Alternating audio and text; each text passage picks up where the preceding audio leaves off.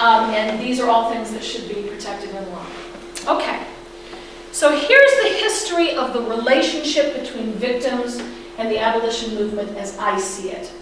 And I'm going to start really with the modern death penalty, that is the post-Furman versus Georgia. You guys know that in the 70s, the death penalty was briefly found unconstitutional by the United States Supreme Court, right? You guys know that. 3-year period, was it? 4 years. 4 years. 72 to 76. And they reinstated it in the Gregg versus Georgia decision. But basically, we went through that period. And before that, the death penalty was very different in the US, so we kind of call post-1976 as the modern death penalty movement in the United States. And in that 1976 forward period, that's where all the big abolition groups were born. And I don't know when the Montana Coalition began officially, but I know Murder Victims Families for Reconciliation, that we used to be in together, started in 1976. Yeah. And so did the National Coalition to Abolish the Death Penalty, and so on. A lot of groups got started. As soon as the death penalty was reinstated, they started working on it. And interestingly, if you will actually study their materials and look at their work over the first couple of years, it was very offender-focused. They talked about the inmates, they visited the inmates, they did the artwork and the poetry and the, it was all about the humanity of the offender. And that was the strategy, the tactic that they used to try to abolish the death penalty. Humanize these people so that they won't want to kill them.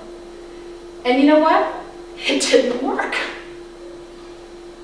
It just didn't work. They went decades using it. You'd think that the old acronym about you don't keep hitting your, if you do the same thing over and over again and expect a different result, you're insane, right? They kept doing this over and over again, and nobody abolished the death penalty. No state. Okay? It just didn't work as a strategy because there's a certain percentage of people that actually will always be moved to care about their fellow human being, but there's a whole lot of people that don't care, especially if you kill people. They don't care about you. They're just fine with you going away forever, whether that means behind bars or to be executed. It was an ineffective way to do abolition. And it was actually hurtful to victims. And there really was not any, because of the glorification thing we talked about, okay? There was no real understanding. And they actually saw, many people in abolition saw the victims as oppositional, as adversarial. Phase 2 really began because of Murder Victims Families for Reconciliation, because of Marie Deans, because of Rennie Cushing, because of people who began, that were victims' family members who were also abolitionists, who stood up in the movement and said, victims need to be embraced, they need to play a part, and look how politically beneficial they can be for you. And then the group started going, oh, wow, I could put a victim out. This looks good. Okay. And they were doing that. But it never advanced beyond tokenism. It never advanced to a real, changing who we are as a movement. Putting them out there, yeah. But actually having them dictate the way we think about this or changing our priorities, no. I am trying to move us as a nation, and I'm one of many, to, I hope, and I think we're there, phase 3. And I really want you to know, and Katie is one of the best examples of this I do now, the reason I flew on 2 airplanes over a whole day from Chicago to come here is because you guys are in phase 3. You're one of the states, and it's actually obvious from the outside. You are obviously trying to do this victim thing right. And for that, I commend you. It's why I'm here. I just am so proud of you. I'm so grateful. There are states who have done it right. New Mexico, New Jersey, they have gotten abolition.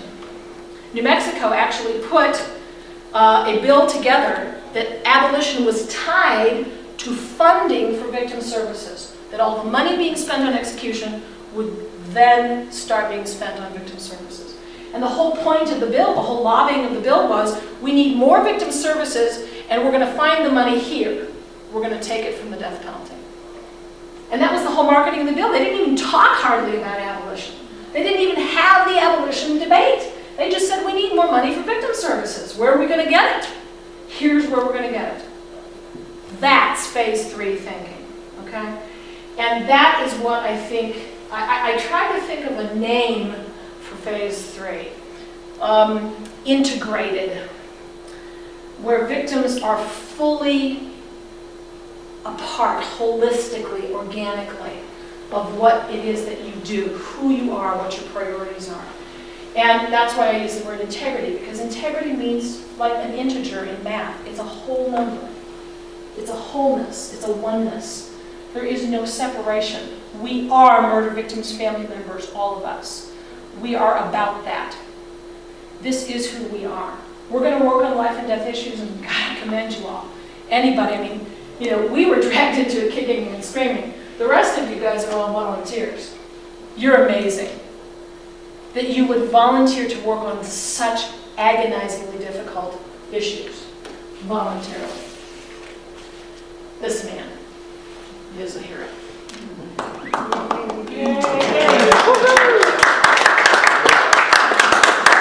You are phase 3, integrity and service. So here's what I think it looks like. I think victim-centered abolition looks like Mahatma Gandhi's Satyagraha. And I'm going to be the social studies teacher here for a second. If you've ever studied it, you know, go home and look it up if you have. How many of you have heard of Satyagraha? Anybody? Okay, the educated, the Eastern thinking educated among us. Satyagraha means literally truth grasped. And it is Gandhi's, he made the idea famous. I don't think he really invented it, but he certainly made it famous. The Hindus believe in karma. That you can actually, that there's a cosmic law of cause and effect and good and evil, that if you do good things will come back to you. If you do bad things will happen to you. Satyagraha is the idea that one person can do good, and that good builds up like a karmic bank account, where you can then later spend that good karma to change people and the world around you. That's what we are doing. We are going to be of service to victims so that in being good and doing good, we will change the world. And whether or not you believe in karma, and whether or not you believe that it works spiritually, I do know that this is truth.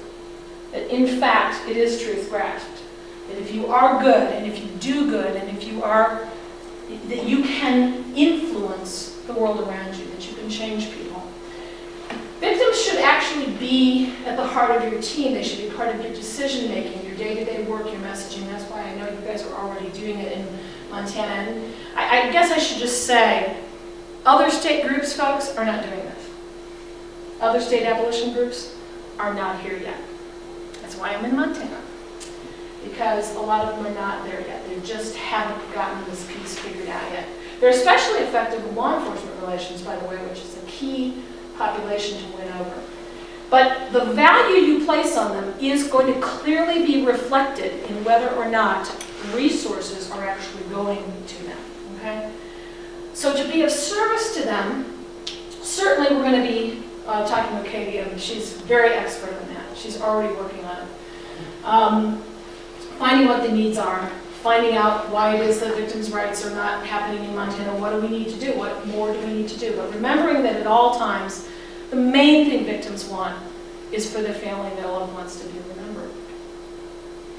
Okay, just a few websites just to give you some ideas, and then we are, I'm going to turn it over to Katie here.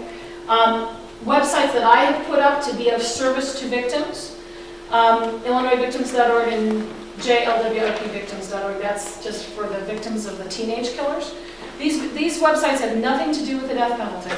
They are strictly victims' resources and information that I've put up to be of service to victims. There is wonderful groups, Murder Victims Families for Human Rights, which you can, actually is victims opposed to the death penalty. There's victims' rights resources. All of this is copied for you. And the victims, there is actually a victim services person here in Montana that is working on helping to advance victims' rights, and Katie's already in touch with her, Sally Hunt. Thank you all very, very much for the work you're doing.